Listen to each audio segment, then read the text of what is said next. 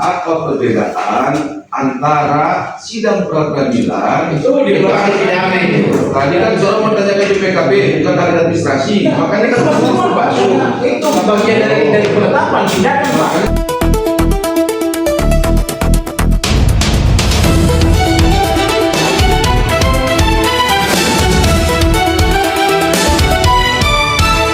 Kelemahan atau kekeliruan administrasi di situ, sehingga memerlukan waktu.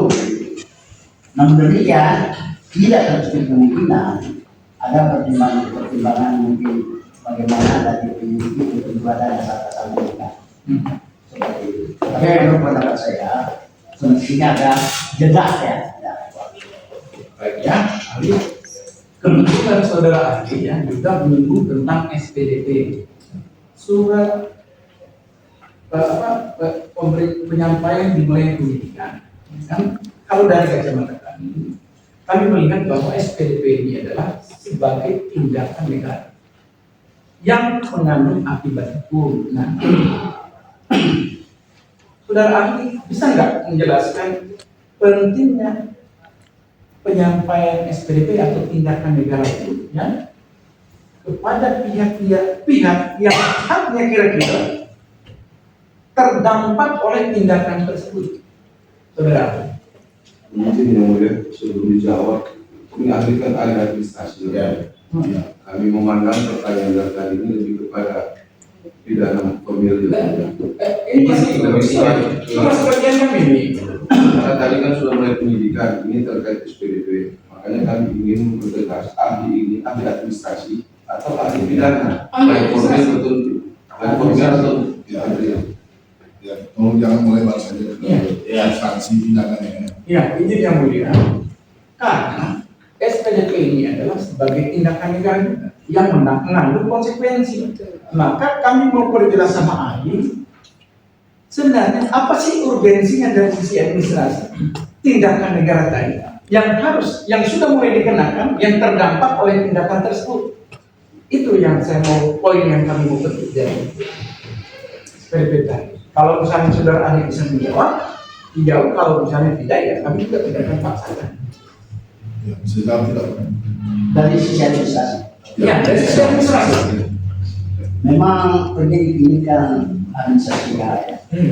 Dia adalah organ pemerintah dan tindakan-tindakannya itu diatur dalam peraturan dalam posisi dia selaku organ pemerintah. Di situ ada prosedurnya, ada substansinya, ada pejabat yang berwenang.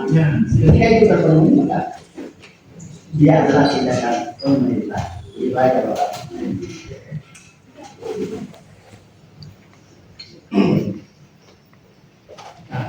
Lantas begini, saudara. SPDP tadi kan kurang lebih saudara sudah jelaskan urgensinya dari sisi administrasi. Ya. Bagaimana kalau tindakan negara tadi dalam hal penyampaian SPDP itu tidak disampaikan kepada orang yang terdampak? Ya, tidak disampaikan. Maksudnya tidak diberi peringatan begitu ya. Begitu. saya menjawab dari sisi asas-asas umum pemerintahan yang baik ya. Ya. Itu ada asas keterbukaan. Ya. Dengan keterbukaan itu bisa orang sekarang menyatakan dulu dia bisa mempersiapkan segala sesuatu yang menjaga perlindungannya.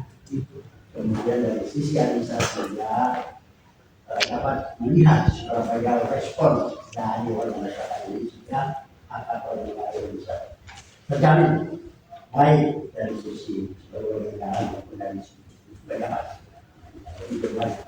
Oke.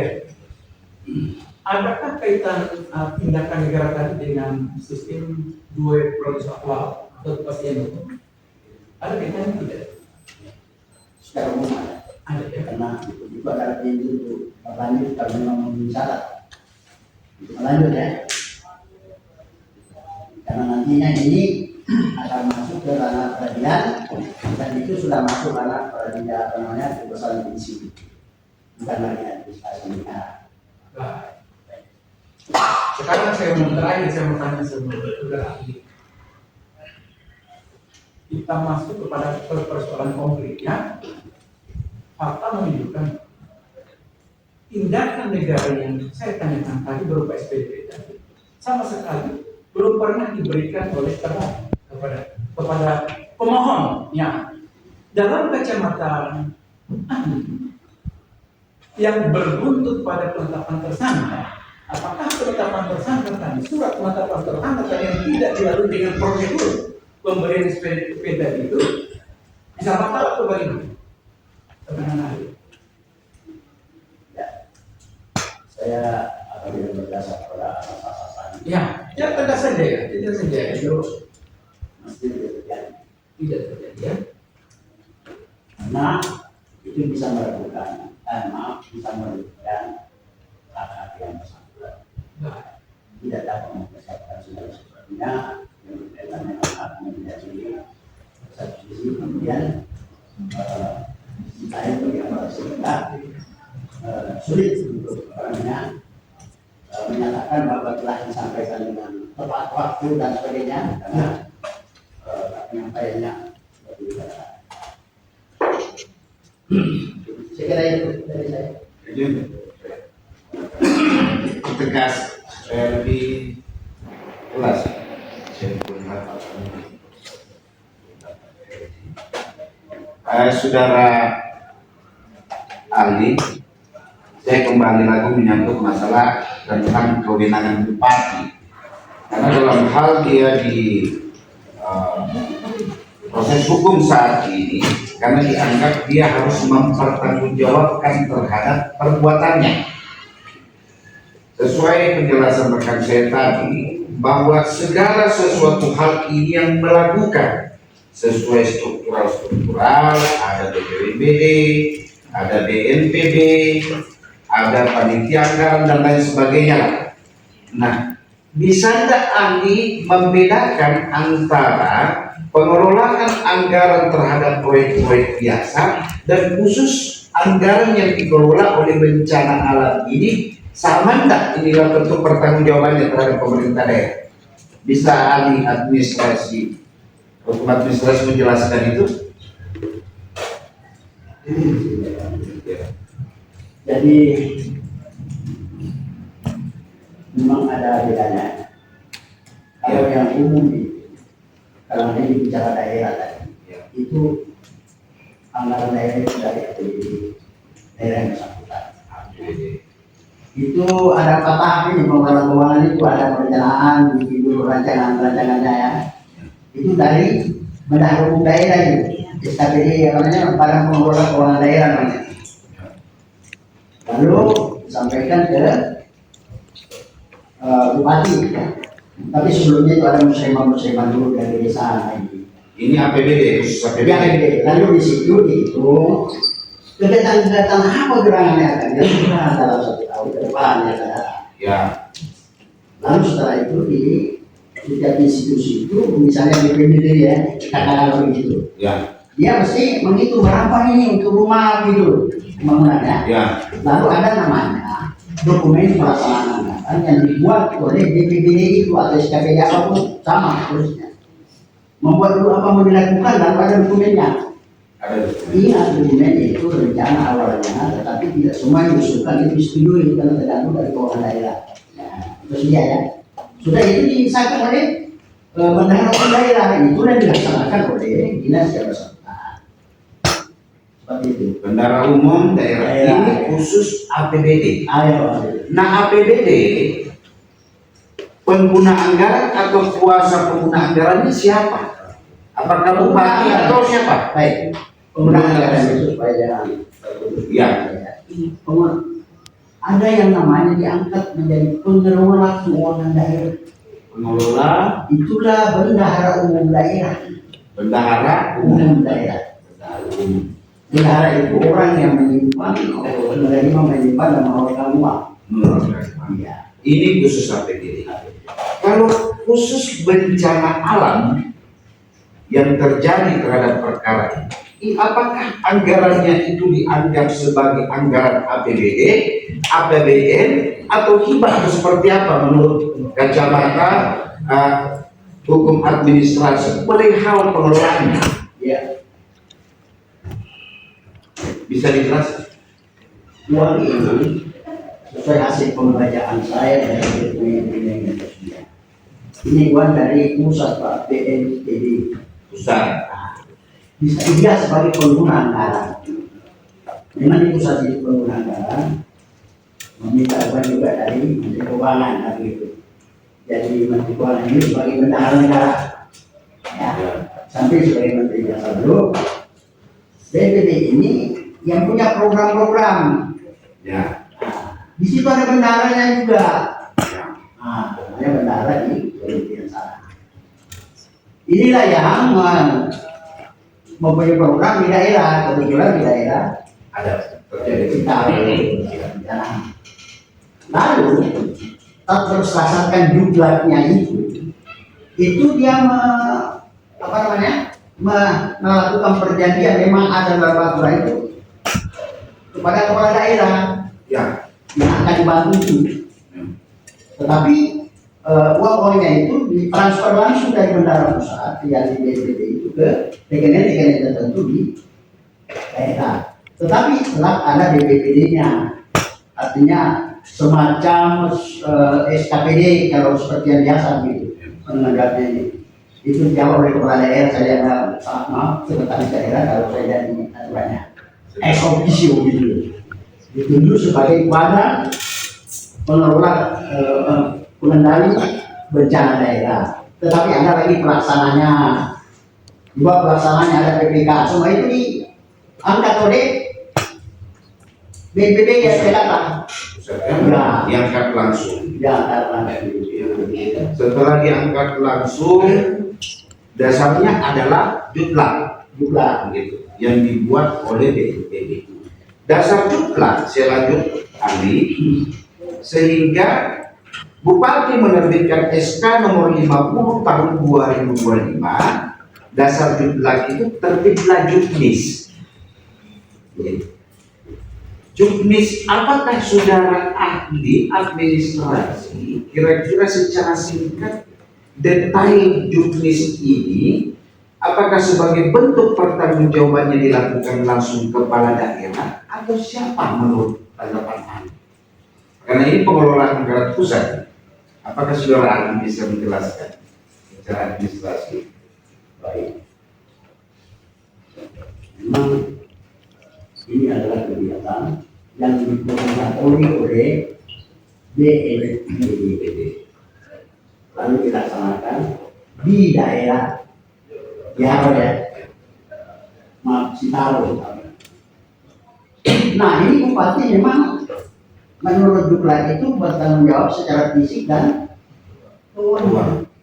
Tapi maksudnya itu tadi bahwa sebagai pemerintah kepala di daerah memang segala sebelum itu ya harus bertanggung jawab. Tetapi ada tadi BPBD pelaksananya, ada PPK-nya, kemudian ada tim administrasinya. PPK-nya inilah yang memerintahkan pencairan dana semacam itu, pencairan dana untuk supaya diserahkan ke yang dituju, siapa yang dituju gitu. Ini kan untuk rakyat Pak. Ya. Ya. Oke. Dan kalau sudah sampai di rakyat ya selesai. Selesai. Kalau sudah sampai sesuai. Ya kan memang begitu tujuan. Kan ini orang menderita ya. Ya. Oke, saya lanjut.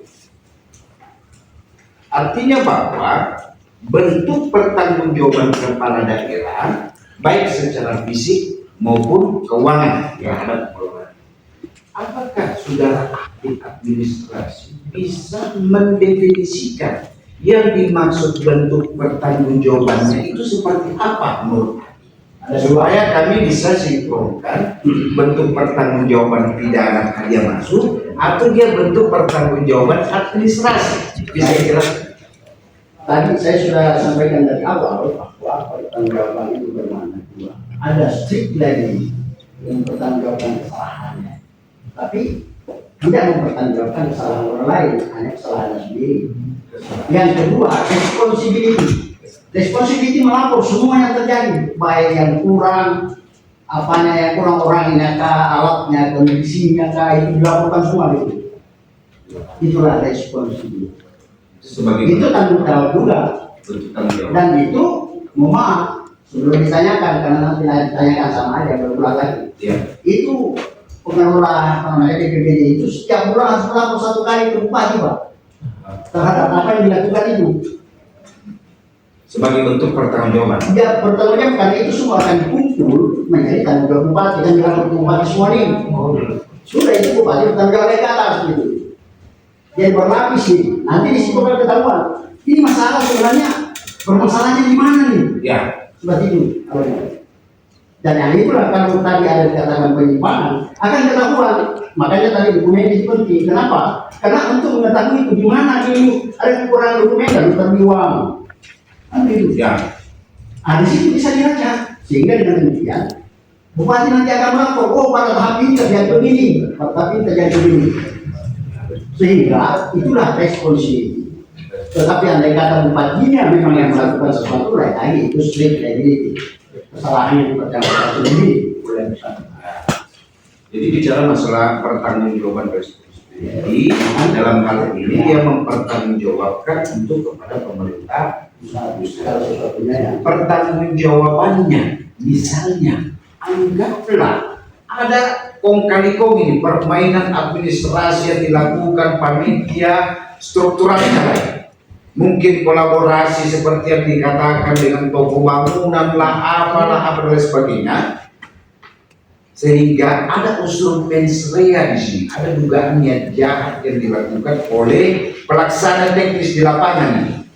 Terus dia melaporkan kepada bupati, bupati melaporkan ke pusat. Pertanyaan kami menurut kacamata administrasi, yang dilakukan mungkin kesalahan di bawah ini, apakah bupati ini turut serta harus ikut mempertanggungjawabkan secara administrasi maupun secara pidana, meskipun dia semata-mata hanya untuk melaporkan? Gimana tanggapan Anda? kami sudah katakan semua dilakukan ya. Tetapi kesalahan itu nanti akan muncul sebelah mana yang itu berada kesalahan dan itu dibuktikan dengan dokumen-dokumen yang ada. Jadi jadi dokumen-dokumen yang ada itu dia akan membuktikan di tahap mana berpihak itu timbul. Ya. Kan sebenarnya yang kita dicari dengan kerugian negara ya, kecil begitu ya. Nah, di mana dia timbulnya ini? Tidak berwenang, tapi yang melakukan sesuatu kan berakibat muncul dari tadi. Administrator saya tidak sebut. Ya. Ternyata lanjut.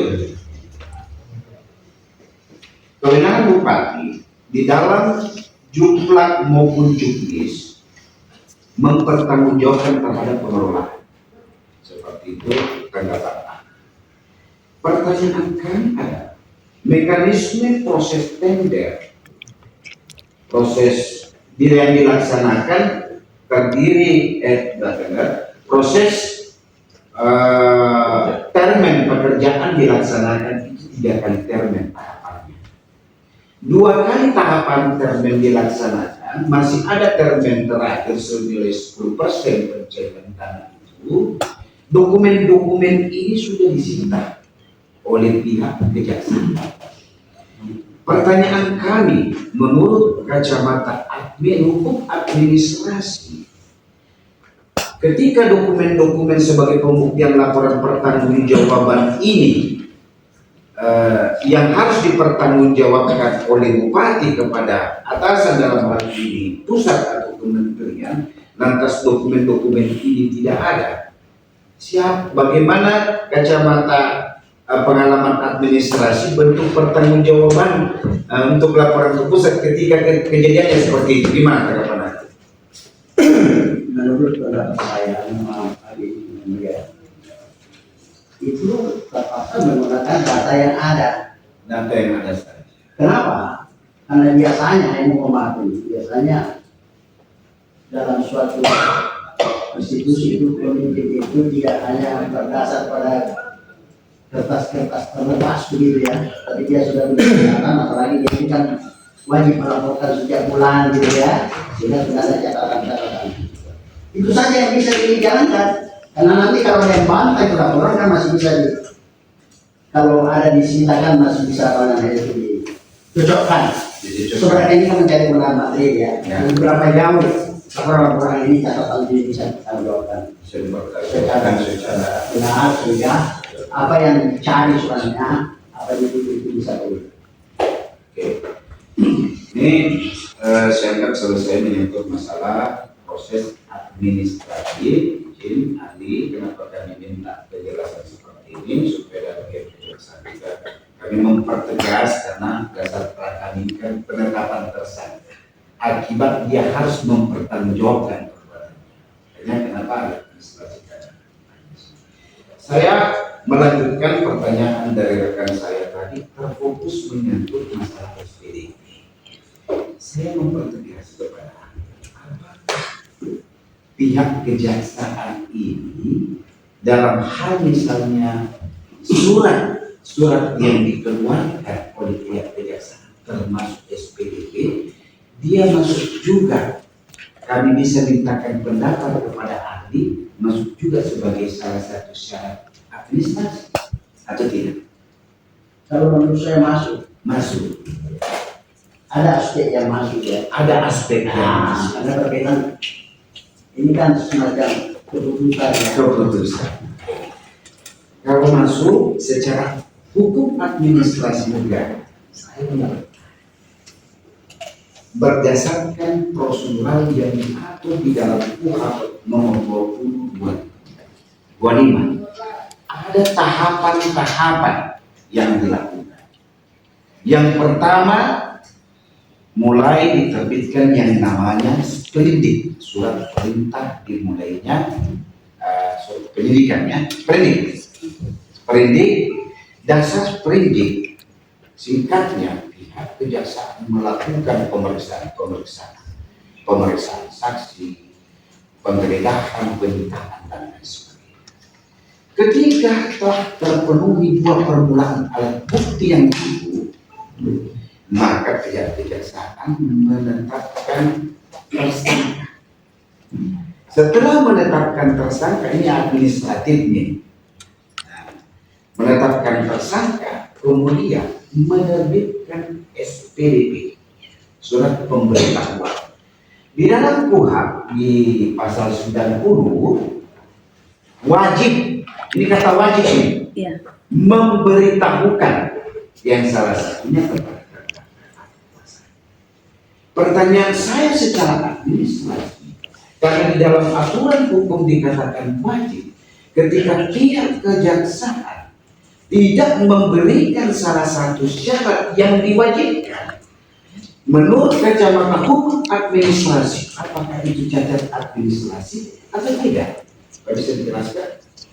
Baik. Dalam membuat suatu pengguna wewenang untuk bidang legislasi kan ini ada 3 syaratnya ya. Ya. Yang pertama pada wewenang. Apakah SPDP itu siapa yang berwenang? Tentu Bapak sudah tahu. Kemudian prosedurnya bagaimana? Yang ketiga substansi. Ketiga dan asas-asas umum pemerintah yang baik. Nah, ketika ini semua terpenuhi maka sah. Tetapi kalau tidak, ini tidak boleh. Tidak boleh. Tidak. Kalau secara administrasi Itu tidak boleh. Karena apakah dia cacat administrasi? cacat. Terus terakhir menyangkut masalah hubungan hukum, menyangkut masalah hasil audit yang dilakukan oleh BPK. Menurut ahli, sistem audit yang dilakukan BPK itu, apakah dia juga masuk sebagai salah satu syarat administrasi keuangan atau seperti apa yang sudah ahli? Baik, tadi dari awal saya sudah sampaikan mengulang keuangan yang ada itu ada 4. Ya, ada perencanaan, ada pelaksanaan, di dalam pelaksanaan itu ada pengawasan, kemudian pertanggungjawaban. Jadi pertanggungjawaban ini bukan hal yang aneh, bagaimana selalu ada dan akhir dari suatu kegiatan organisasi apapun. Nah, sekarang kalau kita tadi namanya Khusus audit. Itu masuk pemeriksaan dan itu aparatur pemeriksaan itu banyak Pak. Mulai dari surat ya, BPKP dan seterusnya, tetapi itu pemeriksaan kan? Pemeriksaan. Itu semua ada BPK. Seperti itu. Jadi kalau ditanyakan pemeriksaan itu aparaturnya banyak. lembaganya maksud saya, dan tentu saja punya hak. Secara administrasi, Yang masuk BPK aja, tetapi yang menetapkan menurut Anda lalu yang menetapkan itu menurut Undang-Undang Nomor 15 Tahun 2006 ya. Itu BPK. BPK. Terakhir ini ada sudah di Mahkamah Konstitusi 28 ya. Itu menetapkan bahwa yang berhak menetapkan nilai kerugian itu adalah BPK. tetapi bukan berarti yang lain tidak boleh memeriksa, masih memeriksa juga. Tetapi yang harus mengacu ke apa yang sudah ditetapkan. Ketika nilai yang tertentu maka itu adalah BPK. Jadi yang dapat melaksanakan seperti inspektorat, ahli auditor, BPKP itu boleh. boleh harus memang. Tetapi ini proses auditnya. Tetapi yang menetapkan apakah inspektorat BPKP itu bisa menetapkan ataukah tunggal BPK sesuai dengan putusan MK nomor 28 2006 dimaksud? Ya, betul. Saya sudah sampaikan tadi. Kalau Undang-Undang 15 2006 mengatur itu BPK. Lalu terakhir ini dibuatkan oleh Putusan. oleh BPK. Kenapa? Karena sebelumnya itu ada apa namanya antara itu merasa masing-masing itu lalu BPK menetapkan Mahkamah Konstitusi menetapkan bahwa berwenang yang berwenang menetapkan nilai besar kerugian daripada BPK. Cukup.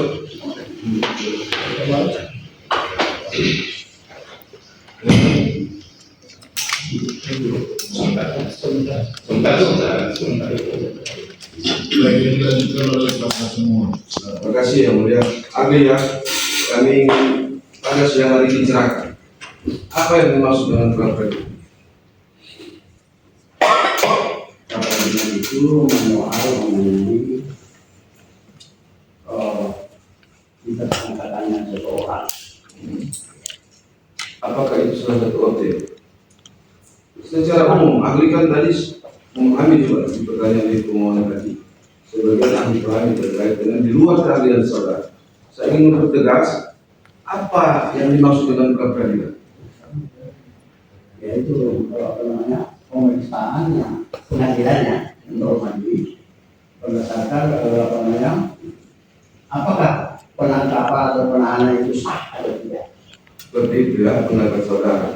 Apa perbedaan antara sidang pra-peradilan dan sidang terkait dengan materi pokok perkara? Ini yang keberatan ini kan ahli administrasi nih. Hanya saja yang berkaitan dengan administrasi, Pak. Makanya kami ingin mengetahui apa perbedaan antara sidang pra-peradilan Itu di luar pidana itu. tadi kan seorang menanyakan di PKP bukan ahli administrasi, makanya kan masuk. Itu bagian dari penetapan tindakan, Pak. Makanya siap. Baik. Dan kedua, yang menjadi objek pra-peradilan apa sih? Yang penetapan. Apalagi penahanan. Baik. Apakah sidang pra-peradilan itu menguji mens rea? Keberatan yang dari ahli pidana itu. Jadi nanti yang pidana. Ahli pidana. Baik. Kalau memang saudara tidak menjawab tidak apa. Iya. Kita bisa berusaha. Seperti itu ya. Yang terkait kami menyinggung tadi pertanyaan dari pemohon terkait dengan kewenangan melakukan penghitungan. Apakah itu keahlian saudara untuk menilai bahwa metode yang dilaksanakan oleh BPKP, BPK atau auditor, apakah kewenangan saudara atau keahlian saudara hukum administrasi untuk menilai sah atau tidak? Saya mau definisikan dulu apa itu komunikasi ya. Saya jelas. Itu administrasi itu adalah hukum yang mengatur pelaksanaan kewenangan pejabat di bidang pemerintahan. Terkait sah atau tidaknya metode yang dilakukan setelah punya keahlian untuk keberatan yang Saksi tidak pernah menjelaskan. jangan sedikit keberatan kemudian tolong kan profesional juga pernah kami keberatan. Sampai terang undang-undang. Tadi kan sudah bertanya ke BPKP, kalau punya kami kesempatan untuk bertanya, saudara juga kan bertanya tadi. Kan begini kan. Jadi begini ya. Mau potong terus biar keberatan. Jadi kita belum tahu deh, alat pertanyaannya kan belum jelas kemana. Ya, jadi kasih kesempatan dulu. Ya. Oke, silakan. Terkait metode penghitungan, saudara bisa menjelaskan?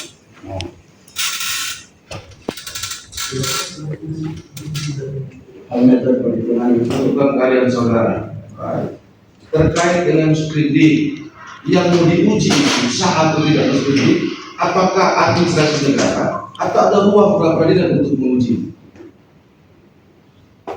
saya tadi dimintai pendapat tentang itu ya, jadi saya memberikan ada kewenangan, ada prosedur, ada Tapi ruang untuk mengujinya di mana? ini pengadilan. Dalam khususnya pra peradilan atau Peradilan. pra peradilan, bukan administrasi negara ya. Sudah. Terima kasih menindaklanjuti pertanyaan dari pemohon tadi. Dan saudara menjelaskan, kami menjelaskan bahwa ada surat-surat yang dikeluarkan oleh kejaksaan, ada sebagian masuk administrasi negara. Bisa dispesifik sebagian itu maksudnya yang surat-surat yang bagaimana? Baik.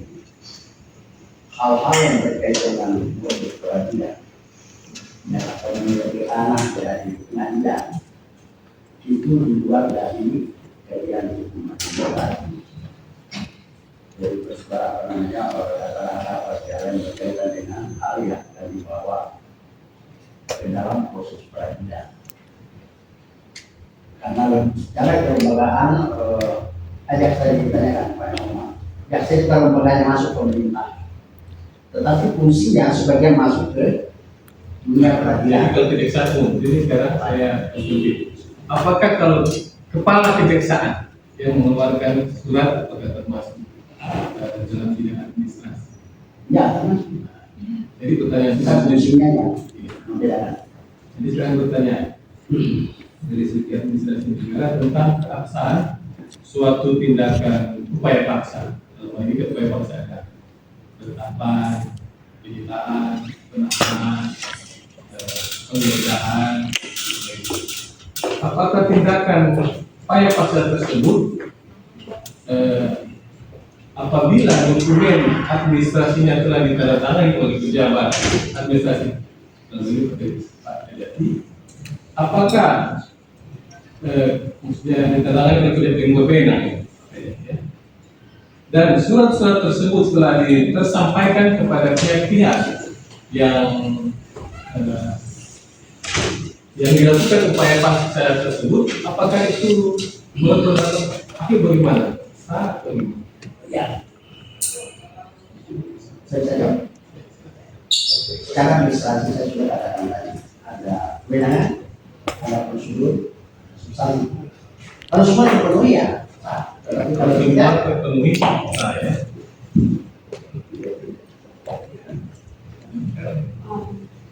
Ahli, tadi ahli mengatakan bahwa secara kewenangan ada prosedural, apabila terpenuhi maka sah. Dan dikaitkan dengan pertanyaan dari rekan-rekan sebelumnya bahwa untuk proses administrasi yang berjalan sudah ditandatangani oleh dalam hal ini kepala kejaksaan tinggi, mulai dari surat perintah penyelidikan, mulai kemudian surat perintah penyidikan yang belum menyebutkan nama tersangkanya, kemudian dilakukan proses-proses secara prosedural sampailah ke tahap penetapan tersangka, dikeluarkannya surat perintah penyidikan yang telah menyebutkan nama tersangkanya dan kemudian ditandatangani oleh pejabat yang berwenang. Secara prosedural itu sudah dilalui. Apakah ada catatan administrasi dalam hal tersebut? baik. Tadi saya sudah katakan juga, prosedur itu termasuk juga waktu ya. Kalau semua prosedur sudah dilaksanakan dengan asas hukum yang baik, kalau saya administrasi ya, itu aman.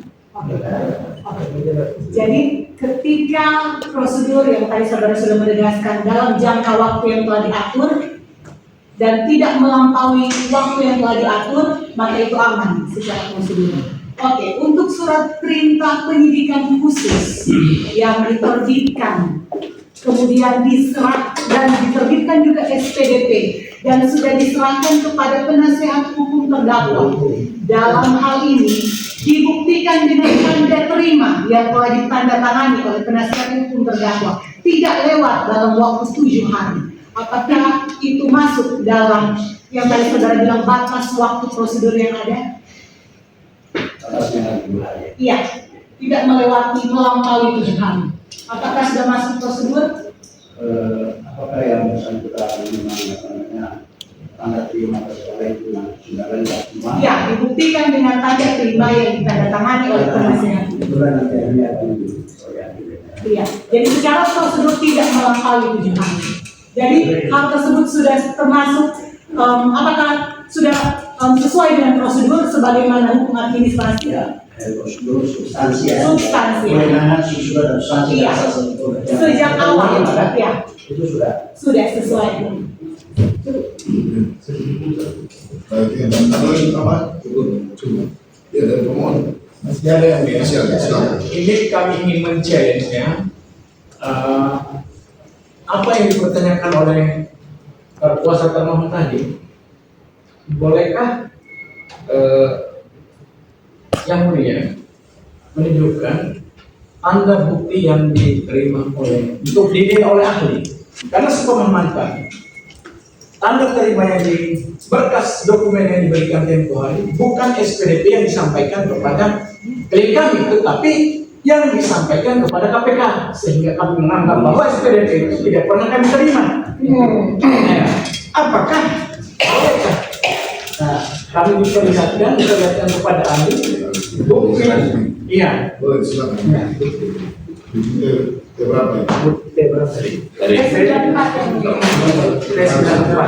Dengan fisiknya, dan fisiknya, lihat, penjelas. Berapa? Saya 94. Di sini ada 3 dokumen yang diserahkan saat ini.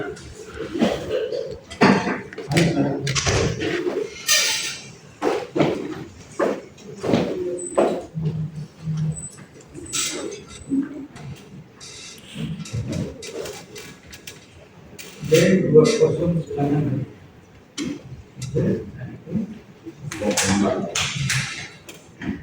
Yang ini surat persidangan.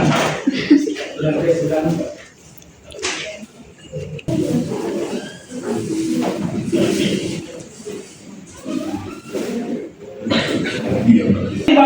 Kami sudah terima SPDP atau tidak? Ini kan surat ke KPK, bukan kami, bukan SPDP yang disampaikan ke kami. Menurut penilaian ahli secara administrasi bagaimana ini? Bapak melihat ini? Iya.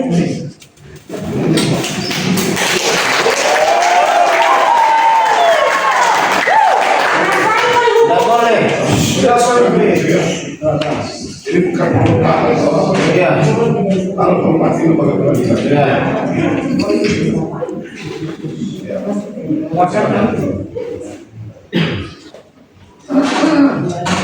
Tadi kalau sudah dibaca ya, bukan sudah,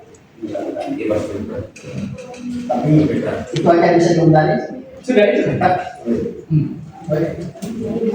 Oke, mohon izin lanjutkan ya, mulia. Memang ahli akan menjelaskan terkait dengan administrasi, tetapi sehubungan dengan putusan MK 130, apakah ahli mengetahui hal tersebut? Putusan MK 130 tahun 2015. Izin yang mulia, begini maksudnya kita. Kan kami masih itu belum masih Kewenangan kami. bagian kami. Bagian kami. Nanti Jawab. Masih bagian kami. Karena saudara menyatakan bahwa kami memberikan SPDP, maka kami men-challenge pertanyaan saudara. Tunggu dulu. Jangan dulu, jangan potong saya. Saudara Bagaimana caranya? kita yang mulia memberikan kesempatan.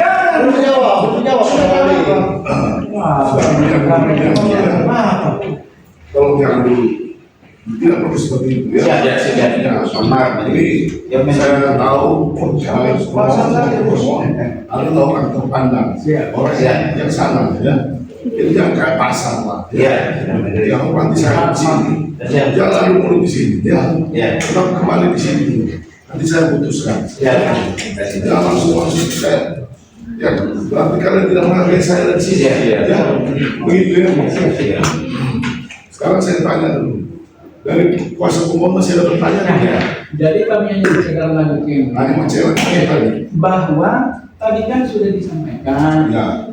kami telah menerima melalui kuasa hukum atas nama Marwan. Nah, setelah itu kami perlihatkan bahwa apakah SPDP benar Ya. sudah disampaikan, kan ternyata tadi menurut pandangan ahli tidak, itu sampaikan ke KPK itu saja.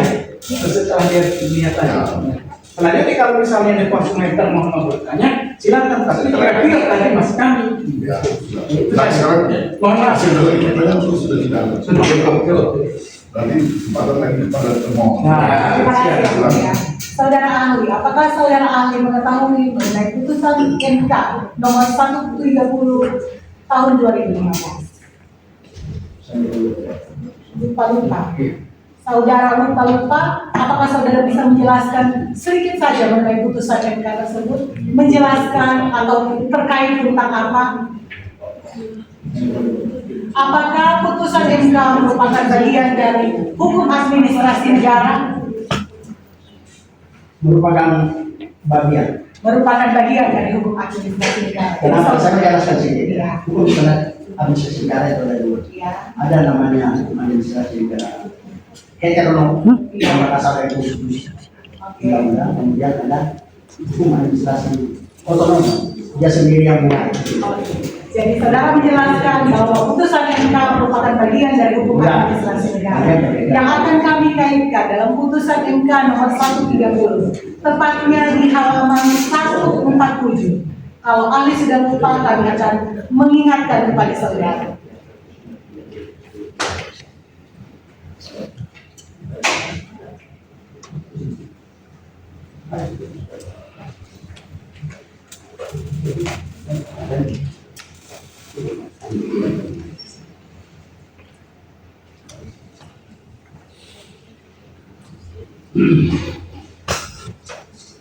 Dalam halaman 147 pada putusan MK tersebut, di dalam paragraf 2, menyebutkan bahwa Mahkamah berpendapat berdasarkan pertimbangan tersebut menurut Mahkamah, dalil permohonan pada pemohon bahwa SPDP tersebut bersifat wajib adalah beralasan menurut hukum. Sifat wajib tersebut bukan hanya dalam kaitannya dengan jaksa penuntut umum, akan tetapi juga dalam kaitannya dengan terlapor dan korban atau pelapor. Adapun tentang batasan waktu, Mahkamah mempertimbangkan bahwa waktu paling lambat 7 hari dipandang cukup bagi penyidik untuk mempersiapkan dan menyelesaikan masalah tersebut. Dan juga Mahkamah berpendapat tertundanya penyampaian SPDP oleh penyidik kepada jaksa penuntut umum bukan saja menimbulkan ketidakpastian hukum, akan tetapi juga merugikan hak konstitusional terlapor dan korban pelapor. Oleh karena itu, penting bagi Mahkamah untuk menyatakan bahwa pemberian SPDP tidak hanya diwajibkan terhadap jaksa penuntut umum, tetapi juga terhadap terlapor dan korban pelapor. Saudara sudah ingat? Oke. Jadi pemberian SPDP di dalam putusan Mahkamah Konstitusi 130 ini, sepengetahuan ahli, apakah ada format baku yang menjadi dasar untuk bagaimana format SPDP itu sebagaimana dalam halaman 147 ini? Ahli tahu tidak? Harus surat formal saja. Jadi di dalam putusan Mahkamah Konstitusi 130 ini tidak ada format baku. Dikaitkan dengan tanda terima yang kami berikan tadi, kami tunjukkan pada ahli tadi. Di dalam frasa kata pemberian SPDP, dan dikaitkan dengan tidak adanya format baku dalam putusan Mahkamah Konstitusi 130. Apakah dalam hal ini pemberian SPDP kepada terlapor ataupun tersangka dalam hal ini dibuktikan dengan tanda terima sudah merupakan maksud dan tujuan dari putusan MK ini. Maksud dan tujuan dari adanya putusan MK ini pemberian SPDP. Ya, kalau Entah itu ditujukan kepada KPK, entah itu ditujukan kepada penuntut umum, tetapi dengan frasa kata pemberian SPDP dibuktikan dengan adanya tanda terima yang telah ditandatangani oleh penasihat hukum. Apakah maksud dan tujuan putusan MK 130 khususnya dalam halaman 147 yang sudah saya bacakan tadi sudah terpenuhi? ada yang tidak terpenuhi. Kami bisa menjelaskan hal tersebut. Tadi ada yang tidak terpenuhi, kali ini kita harus sampaikan kepada yang bersangkutan. Iya. Tapi itu kan sifatnya tidak disampaikan. Tetapi pemberian SPDP seperti yang kami katakan tadi tidak ada korban baku, tetapi pemberian dan sudah diberikan, dibuktikan dengan adanya tanda terima. Dan di dalam SPDP tersebut telah menjelaskan nama tersangka. Baik, jadi ditekan kepada yang bersangkutan. Iya. Ya, itu tidak ada katanya. Itu yang Jadi tidak ada. banyak sebenarnya. Pemahaman beliau, Pemahaman saya, Iya. pemahaman saya kemarin. Jadi, ya, kalian seperti itu. Mengejar apa yang dia sendiri sudah jelaskan seperti itu. Ya. Oke. Baik, yang cukup ya. Izin yang mulia. Ya, ada lagi. Satu lagi, satu saja. Oke, silakan. Ahlinya dari termohon tadi ya, itu secara ekspresis verbis ya sudah menyebut-nyebut putusan MK, Ya. dikualifikasi sebagai sebuah keputusan yang harus diikuti, gitu kan? Karena sudah menjabarkan, menjelaskan secara detail tentang putusan MK. Ini hanya sebagai penegasan saja. Saudara ahli juga tadi sudah menjelaskan. Tapi karena adanya penyebutan berulang-ulang terkait dengan putusan MK, apakah saudara ahli setuju bahwa berdasarkan putusan Mahkamah Konstitusi nomor 28 tahun 2026, lembaga yang berhak menetapkan kerugian negara dalam BPK, karena tadi sudah sebut, setuju tidak? Setuju. Itu saja yang mulia.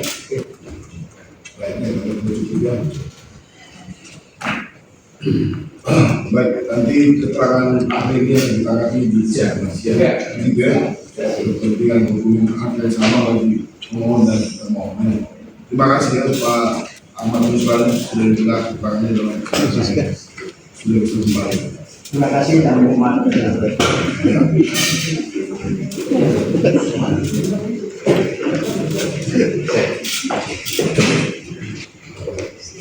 Baik, kita ke ahli.